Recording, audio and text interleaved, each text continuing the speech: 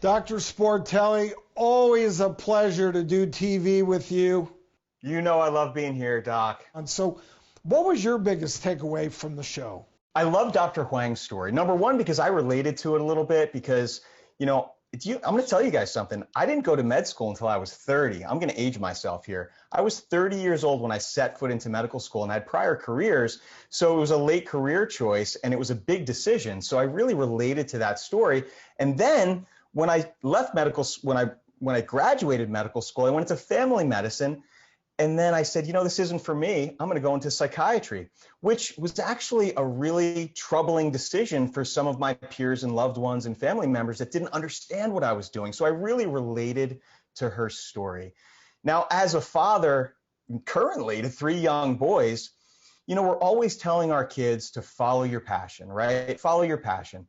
But there's something about that. That's a double-edged sword that I think is worth discussing because I was driving home from the motocross track with my 13-year-old last weekend, and he goes, "Dad, I think this would be a really good way to make a living." And I'm going, oh my God, he's going to be a motocross driver, right? And then maybe a month before that, he wanted to be a rock star drummer, right? So if I said, just follow your passion, go for it, it could be troublesome. So I do have some tips for parents in that regard. Instead of saying follow your passion, I like to say, make something a mission. Make it your mission and develop skills, develop valuable skills that have a meaningful impact in your life and to the world, right? Some productive value and a place in society where you want to be. I think that's a discussion to have, right? Still let them follow their dreams, but if they can use some of those little tidbits, I think it sets you on a better path, right? Right on, Doc. Don't worry. My son, he wanted to be a professional baseball player as a kid. Now he's a brain surgeon. So it all works out in the right. It all works out in the end.